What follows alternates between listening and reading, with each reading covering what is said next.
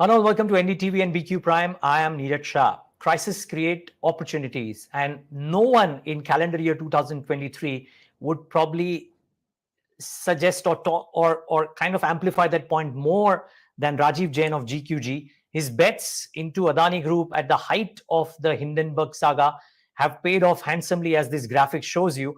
And I think the idea of requesting him to come on air today and talk to us about his thoughts around this whole saga, around India, around the whole investing piece, is to actually draw some lessons about how the man who manages such a large pool of money across the world thinks about this very basic tenet in the first place. Rajiv, great having you. Thank you so much for joining us on NDTV and BQ Prime. Lovely having you.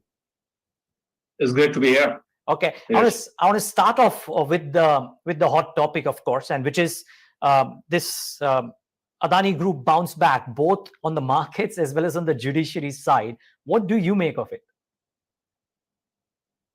So I think I would say that we were not exactly surprised. We thought that a lot of the things that investigating has been investigated before. Obviously, it's kind of becoming a political football more than real economic substantive issue.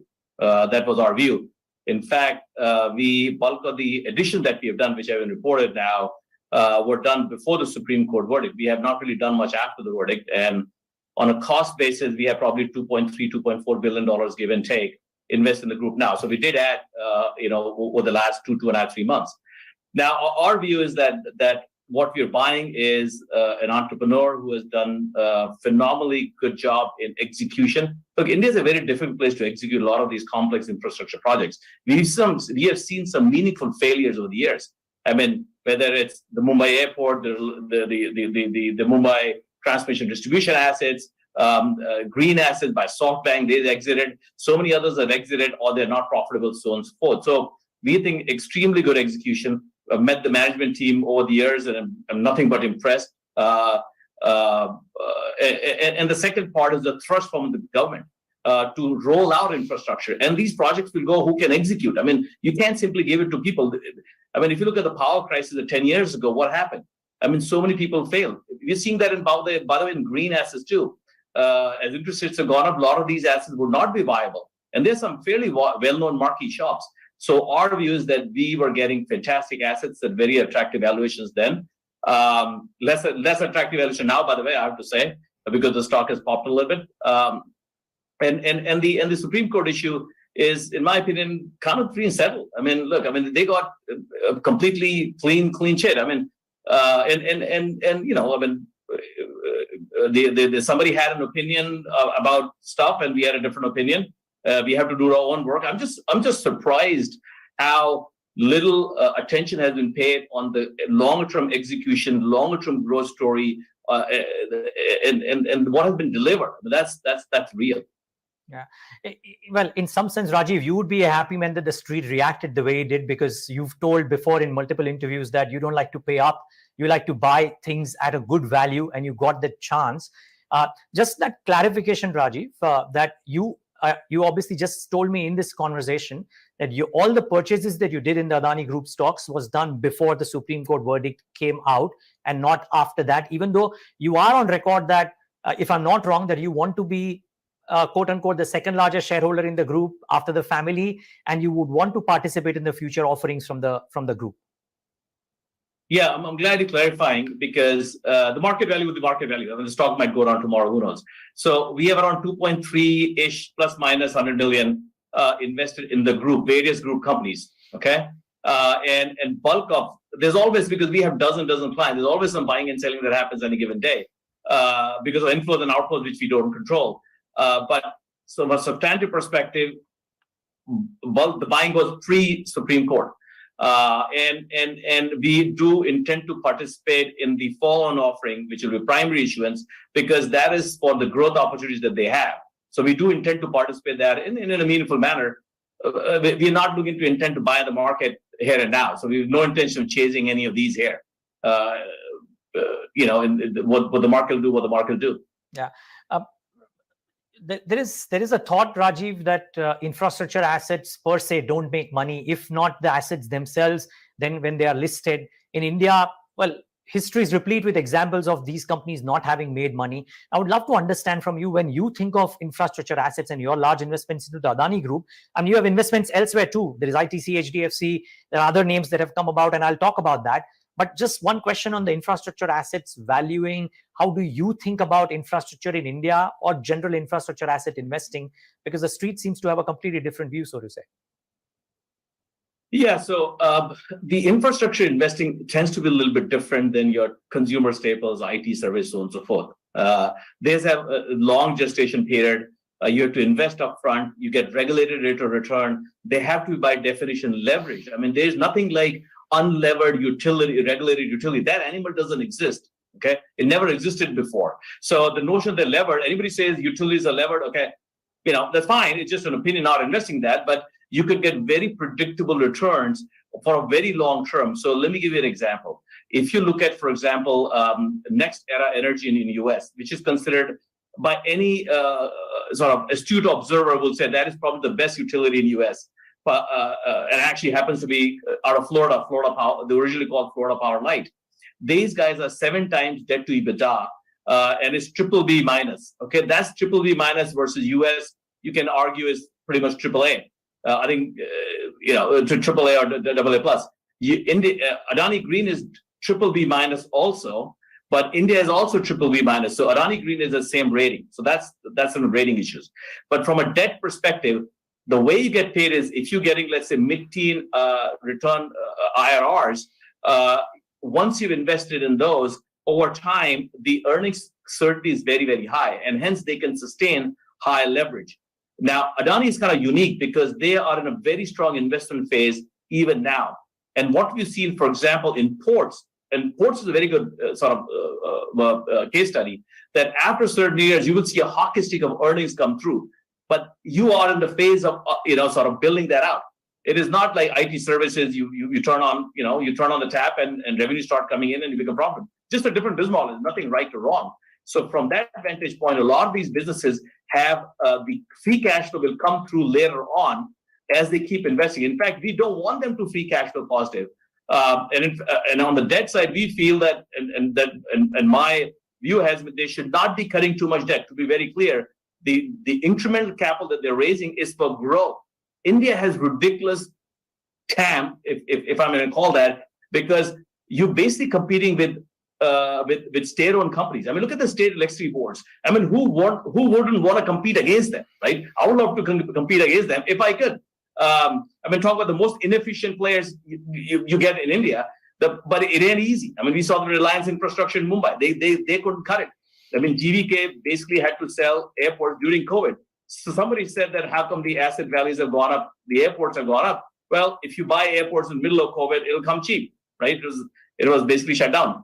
So these infrastructure assets have a very long tail. The returns are regulated by the government most of the time. After the initial setup, you get very steady return. So to grow, you have to keep investing more capital. So they're always free cash flow negative, but you get very high returns, right? On a long-term basis. So you get 20, 25-year visibility, which is why we feel that most of the Adani infrastructure companies that invested, we're actually not betting on, we're not taking any economic cyclicality risk also in these cases, which you are in other cases because they will earn almost irrespective of what happens to the economy in a certain way. In which case, Rajiv, you would be happy if a large portion of the street is valuing infrastructure in the way that it does and talks about the high debt levels, which in some cases is justified as well. But in the ones that you made an investment, you would be happy that the street thinks of them that way because you can get them at a good clip at a price that you want because you are really investing into them or thinking about them from that long-term mindset, which the street might not be thinking about them. Exactly. And I think the little bit of disconnect is not a bad thing, right? So, I mean, frankly, the stocks have gone up is nice, but I mean, I'm not perfectly happy because in the follow-on offering now to pay a higher price is like, who wants to pay a higher price? I mean, it's nice if it went up, but I mean, we would have participated in a meaningful way in the follow-on offering. Yeah. Because the opportunity set is ridiculous. Sure. I get that. And nobody has executed it. If you look at the laundry list of failures infrastructure side, because you have to make sure you have access to capital, long-term stable capital, right? I mean, in India, it's hard to get long-term sort of stable access to stable capital. I mean, that's an issue. But the thrust of the government has made a big difference in making this possible. Got it. Just one more question here, Rajiv, because you would have seen episodes like this happen, that there is, but this was too swift, wherein the fall was very large and then the recovery has been swift. What does this do to, a global investor's view about fundraising intents of a group like Adani Group? Because they have announced the intent to raise funds. You said you want to put in money, but I'm just trying to understand from a global investor's perspective, you reckon fundraising with all that's happened now and the Supreme Court committee verdict coming out and well, that it'll be smooth sailing? Yeah, I mean, look, I think, to be clear, if others don't invest, it doesn't bother me. In fact, I like the fact some index funds are selling because it allowed us to buy some stuff, right? Sure. I mean, that's as close to dumb money as it gets. I mean, I don't understand. A short seller writes a report on why is MSCI reducing weights in the indices? Some of this is total nonsensical. But look, if people weren't doing stuff like that, we wouldn't get an opportunity to buy either. And I'm not trying to be arrogant here, but I mean, there's some mandatory selling that happens when indices reduce weights, right? So I don't see a problem in their ability to raise capital at all. Yeah, and no arrogance. As you said at the start of the interview, some people have their view and you have yours, so which is fine. I'm just trying to ask you one last question here, Rajiv. You made a call which made headlines. I'm trying to understand what was investor behavior into your funds post that, because you are a large fund. Now, how did your large investors present then or potential which may have come into your funds post then react, behave, ask you about? Can you talk about that a little bit? Yeah, so because there were a lot of headlines that how would an investor react, and the interesting is that first quarter was probably one of the best quarters in our history. I believe the third best quarter in terms of inflows in our history, GQG's history, which is not a long history, by the way, it's 8 years, but you had $5 billion on net new money in first quarter and $2 billion plus in March alone, right? So I mean, this has been extremely well received because a vast majority of investors, by the way, even especially sitting in India, there was this narrative without looking at the assets and the quality of execution that some of these have governance issues. And the more work we did, in fact, it's interesting that if I look at the total amount of work we've done on the group, we've probably done more work after the deal, more than 50 work after the deal than before than we had at the time of the deal. So we kept working on these names, which is kind of how we operate. We have a position, we're working on it, and if you like it, we increase it. If you don't like it, we reduce it, right? That's how I think about it, because you can't, you learn over time, and as we spend more time, we actually like it more, not less. So that's been the same response with our with our client base. It's been extremely positively received. Okay. And would that be the view of people for your interest in India as well? Because you have a fairly large portion of your total assets, I presume, in India as a destination. Now, India is a cynosure of multiple eyes because of geopolitics, because of diversification, etc. But from an investor's perspective, how do you see India? How do your investors talk about India? I would love to understand that. I think there's still a disconnect. I mean, everyone talks about India is expensive, and I said, look, I'm investing in India for 28 years. I've never heard India is cheap. And the reason is because there are two types of markets. One is more cyclical markets, which tend to sell at low valuations. I mean, Russia was before it basically shut down for us, or China. A lot of companies are cyclical, or in India, you get a lot of cyclicals and low valuations. And we own some of them, for example, right? We own some of the steel companies. We like Coal India, for example, right? Those tend to sell at lower valuations. But if you look at growth businesses, and India has a lot of them, they tend to sell at higher valuations. That is no different. I mean, Accenture and Infosys are very comparable. They sell at similar valuations. How can you compare Infosys with, I'm picking a name, PetroChina in China? They're not compared to PetroChina. Will sell at different valuations. So we feel that the growth story in India is actually getting better in a much more robust way. So we have had significant exposure to India over the long run, but this is probably one of the larger ones. I don't know, we have over $13 billion, something like that invested in India in very, very select group of companies. we tend to take a long-term view, and in the global context, is still underappreciated because the pushback you get, oh, India isn't expensive. Well, the problem is you're comparing apples and oranges. You can't compare a semiconductor name with Infosys, right? Semiconductor name would sell lower valuation than Infosys, and we don't own Infosys, by the way, just for the record at this point. So I think it'll be differentiated, it'll be diversified. Look, this administration has done a remarkable job of execution. I think that is the real important part of this, and that is accelerating growth in a big way. The banking system is clean now. The credit cycle, I believe, should be very robust. Real estate cycle should be robust. So if you look at our global book, this is probably one of the highest exposure in the global in the global book in India. Wow. And from the looks of it, maybe I'm presuming too much, but I presume that you are comfortable not only with keeping this exposure, but increasing it meaningfully over the course of the next few quarters, as the case may be, if things turn out right and you get the right value. Yeah, exactly. I mean, you know, the stars have to align a little bit, but I mean, we have basically kind of a dozen names, and we have $13+ billion. So it's very, very concentrated.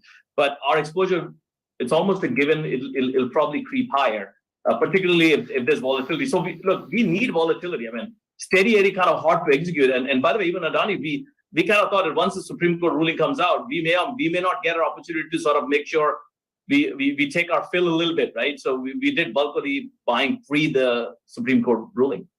Got it. So because that's twice the clarification that was necessary and which has come in from Rajiv Jain. Now, Rajiv, just a word on risk assets at large as well, because this whole theory of peak rates is now well and truly established, but we live in an interesting geopolitical world wherein news headlines around conflicts between the West and certain portions of the East are never ending. So how do you think of risk assets, both from a perspective of where rates are and where the central bank's balance sheet and their ability to, or their desire to pump in money, and geopolitics wedged into it? So we feel that there's a tectonic shift that is happening because of the war.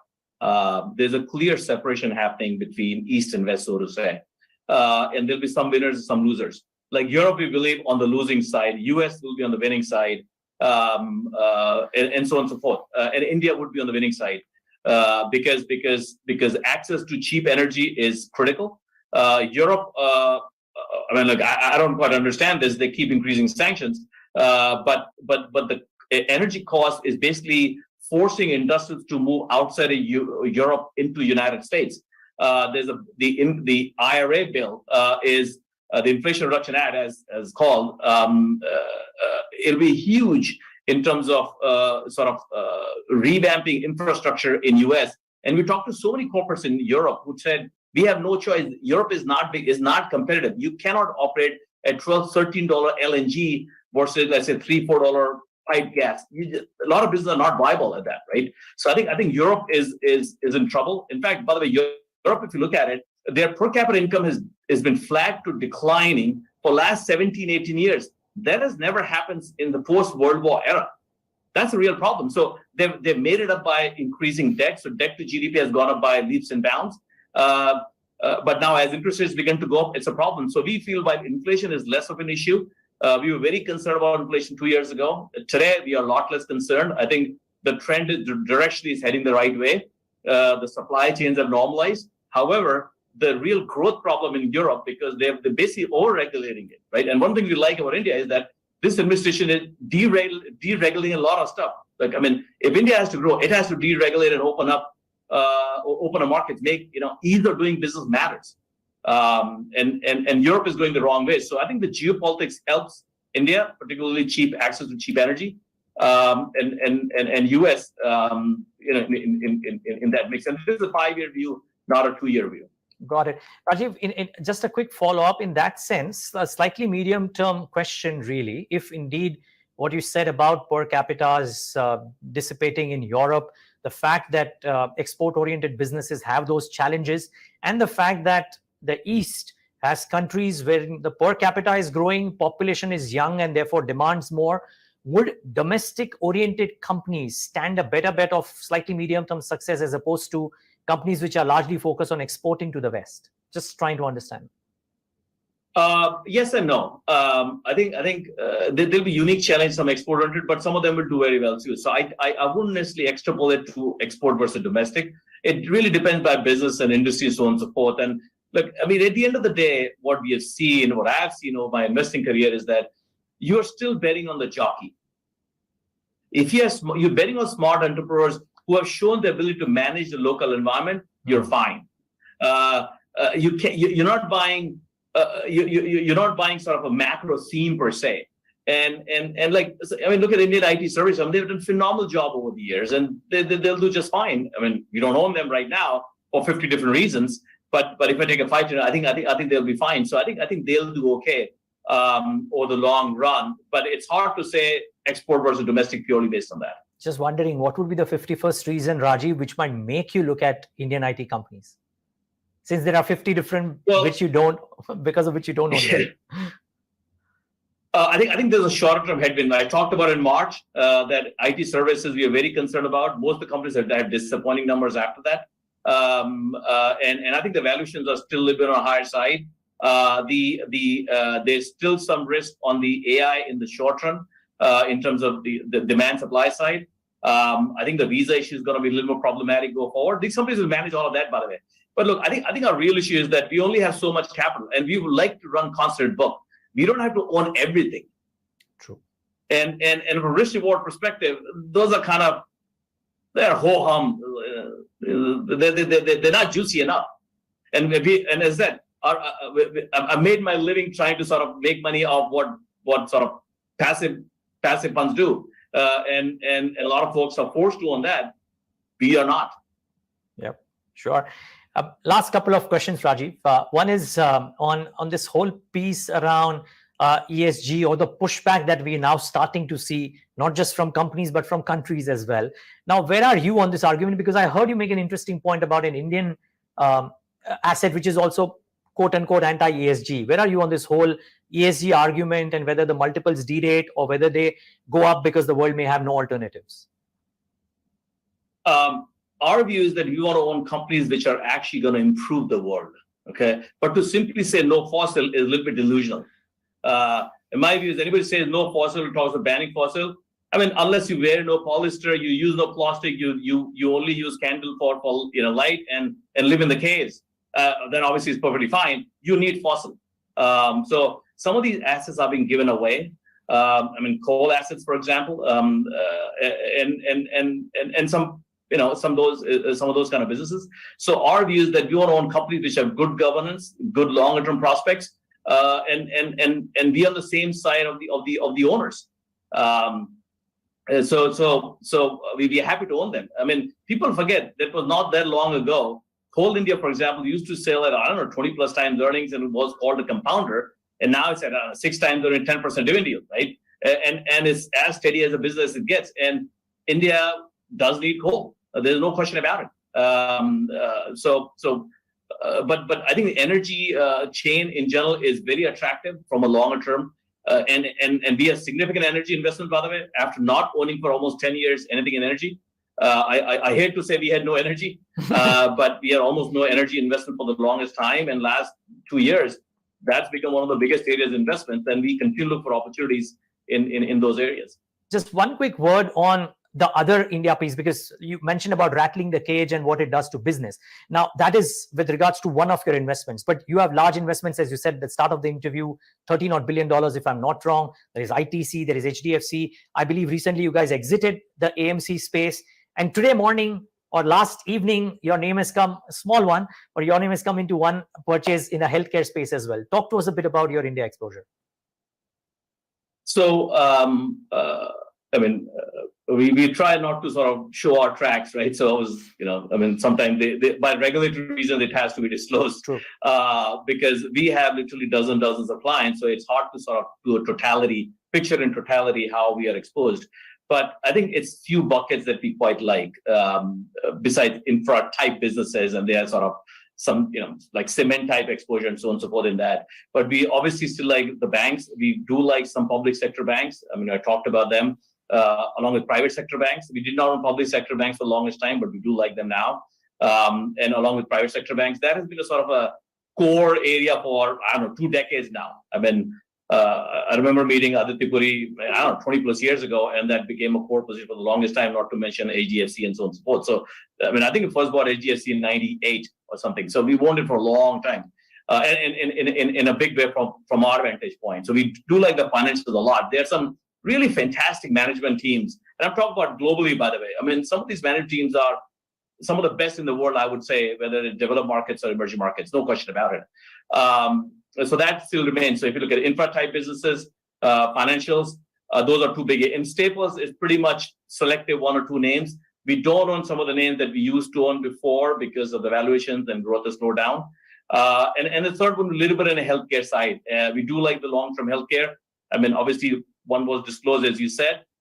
It's a relatively small position, but I think healthcare in general would be an attractive space over the long run. So I would say these would be some of the bigger ones today. We don't have anything in IT services type names. So. Okay, yeah, but that's a pocket that the 51st reason, if it comes about, would make you interested because you do like the companies, as I heard, just that the valuations may not be favoring you. Well, valuation, and I think there's shorter term headwinds. But it's also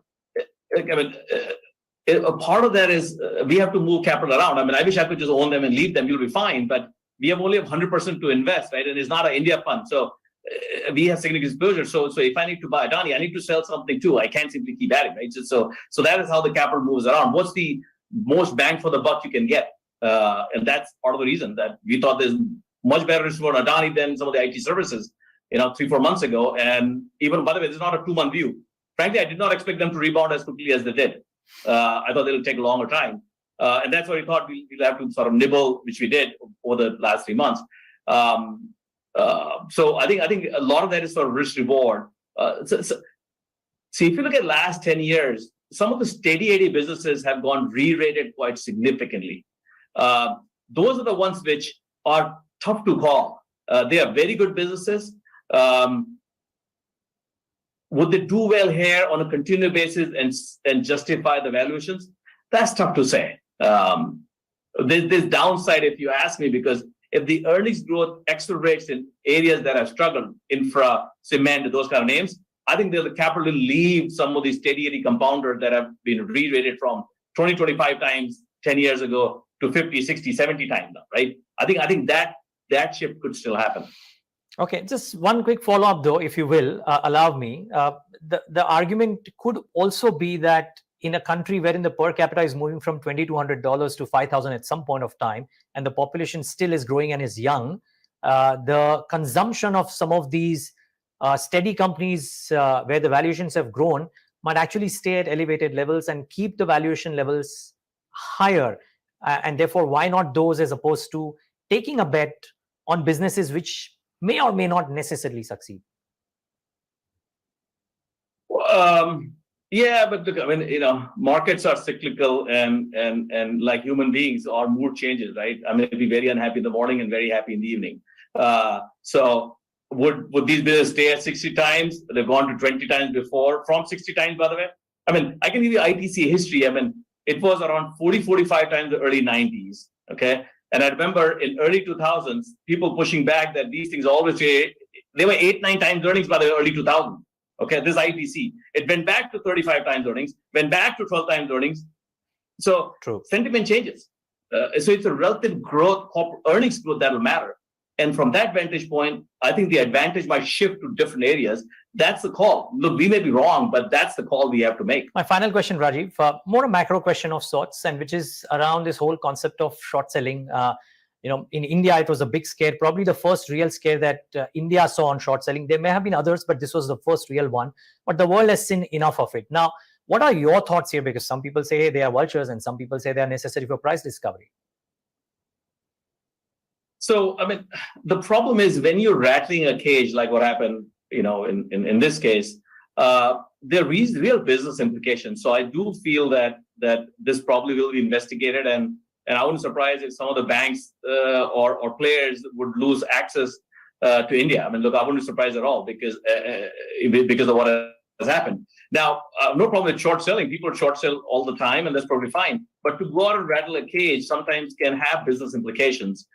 which can be, which may be problematic. So, I mean, I think short selling is fine as long as you're not sort of, rattling the whole world around it. That's my personal view.